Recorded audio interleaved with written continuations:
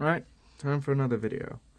Today, I'll talk about how to handle Medicare's abolishment, along with the rest of the parts that need to be abolished in my plan.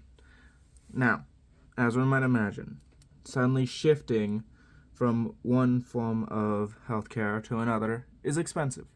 There's going to be side effects when the government's basically subsidizing healthcare and then suddenly it cuts away.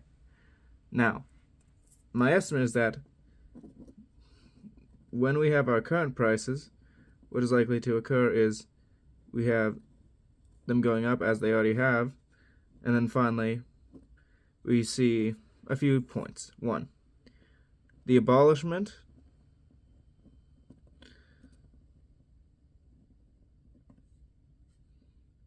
and then you'll see just some time holding the price, because as one might imagine, healthcare CEOs are going to think, okay, we just got this cut, maybe they'll reestablish it, who knows, maybe we can lobby for more money, get some compensation, and then the start of a fall.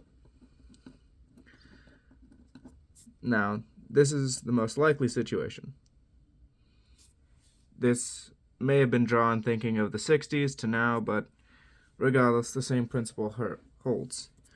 When we abolish it, there's still going to be some lingering effects, because fundamentally, the money given still went to those industries, and so they're still going to carry on with it in their understanding for a bit until eventually they realize, okay, we can't just charge the government and expect to get money, we're going to have to adjust. And so eventually it'll start following the abolishment of these programs. But during this period, right here, and a bit on, there's the obvious question of how do we help the people that suffer from this situation. Now, I looked up the Congressional Budget Office's numbers for just 2025. They have the actual numbers now, so of course, cutting the programs I would desire to, at least a few of them, gives us an extra $558 billion, which would help solve the $624 billion deficit. Needless to say, that's still a lot. And while the negatives are certainly something, and it indeed holds some weight, overall,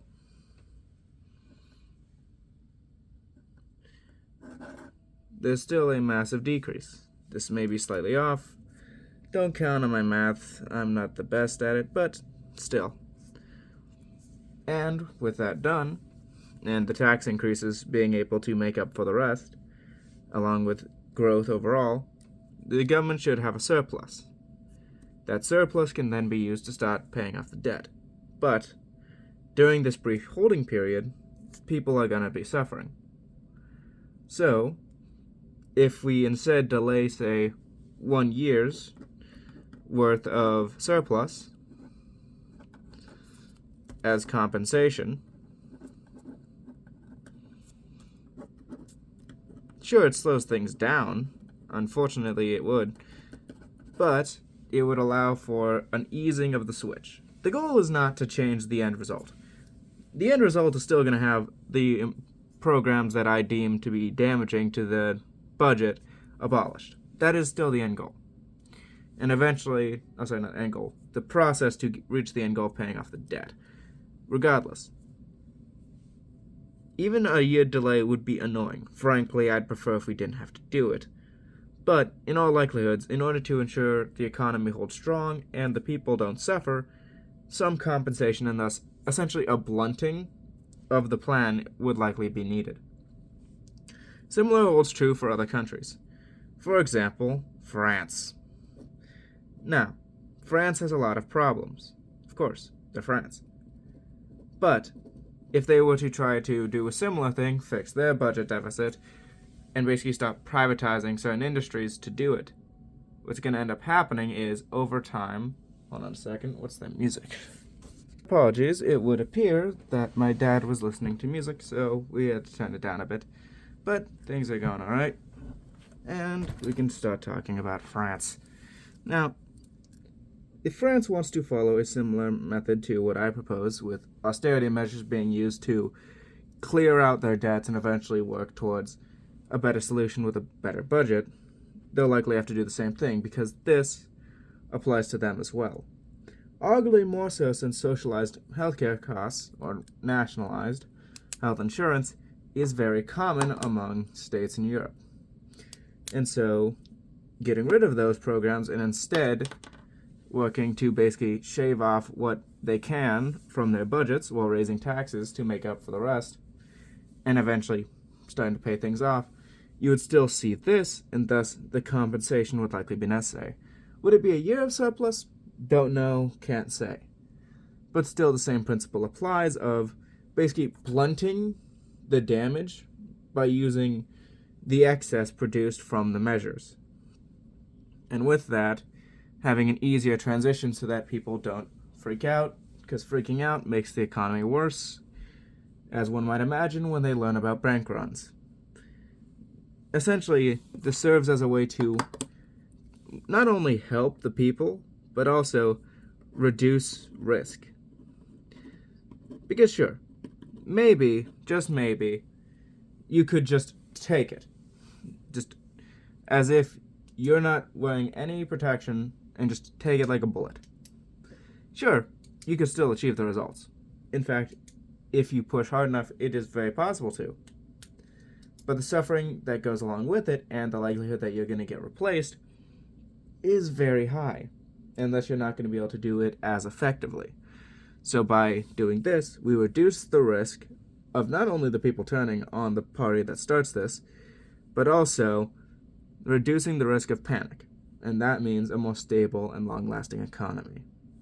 And since the economy is the economic dynamo needed to function, this repayment, or at least allow this repayment to function, forgive me for having bad wording, then by reducing the risk and stabilizing the economy, we ensure that in the long term, this can actually work, rather than there being a panic once the funding is cut.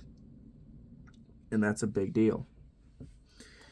Because, remember, the entire debt plan is a long-term debt plan.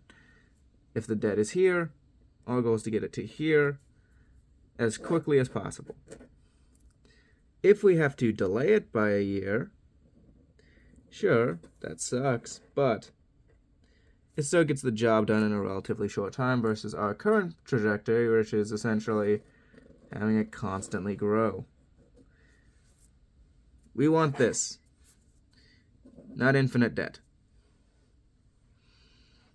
And so if we must delay things for a year or spread it out so it's a slower process, but still relatively efficient, then things are solid, and they are within acceptable parameters. And that's what we want. We do not, however, want things to continue. So even if I would prefer if we didn't have to do this, or that people wouldn't suffer if we didn't do this, likelihood is people are going to suffer, and that poses risks. So a good compromise, I would say, is giving back surplus to those who had these programs, who were relying on these programs, and using basically a year's worth of surplus to compensate them as a way to blunt the damage that comes from removing these different programs, Medicare being one of the biggest, but the same applies to Medicaid and Social Security as well. A full refund of as much as we can from those who are owed it would be a solid way of mitigating the risk. It's delay, yes, but it still achieves the end result. And as long as that end result is gotten, I see no problem here. Not to mention, let's say hypothetically, things go on and a new president takes over, or new legislature, whoever decides to lead the charge on this policy. If we're stuck at, say, here, well, that's fine. We're already close to the way done. Same here. But by doing this, not only is that president or legislature likely to be having to compromise with those sympathetic to the debt cause, specifically eradicating it, they'll also have less of a motivation to push back. Because as one might imagine, austerity isn't popular. People don't like having their paychecks taken from them, nor do they like losing their benefits. Austerity does both. It's not the most popular of things, even if it is efficient at getting the job done. And so, in the end, by doing this, not only do we reduce the risk, we gain popularity because people feel like they're being treated right, and encourage stability. This means that even should a new person take the throne or the seat or whatever, depends on the position and the person, we still get, in the end, the same result, or close to it. All you then have to do, win back the presidency, or get the prime minister on board. Again, depends on the system, where you are, and the plan for the exact country, and then you just complete it. From there, you implement policies. Some might want to lower taxes. Others might want to raise spending. And of course, I know what I want to do. Implement phase 2 of my 3-part plan,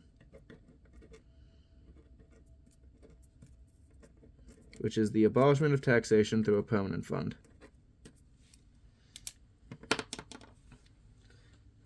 All of these are different options that one could take once things are completed. And sure, a 1-year delay hurts, but compared to these benefits or potential actions you can take after, it's still a net gain, and sure, a year of delay is annoying, but in the end it's not that long, especially when thinking long-term planning. Because remember, this plan that I proposed, which would involve the abolishment of Medicare, Medicaid, and Social Security, naturally has the result of planning for the long term, because fundamentally that's why they're getting cut. In the long term, they exacerbate our problems, and so in long term, cutting them would allow for a fall in prices, potentially going down further until they reach an equilibrium and then increase with inflation, however high that is.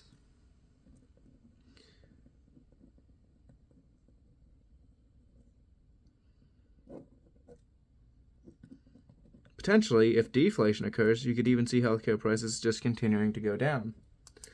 Though I can't say for sure, because, well, we haven't had deflation in our country in a long time. Well, permanent, lasting deflation. We've had a few recessions, but that's about it. And so, in the end, this is long-term planning we're thinking of here. And so, taking a short-term slowdown to ensure that things go right is effective planning and would serve our interests. Now, again, would it be better if we could just blitz it, not have to worry about these things, just tax, pay off, go? Yeah. But this is politics. This isn't a game that you can do with a simple, just brute force method. Think long term, plan out, and act. Of course, plans rarely will be permanent or effective, but planning and understanding what does what and how to achieve those ends is invaluable in reducing our risk and ensuring that the long term favors us is the best call we can make. That'll be all. Thank you for watching. Have a good day.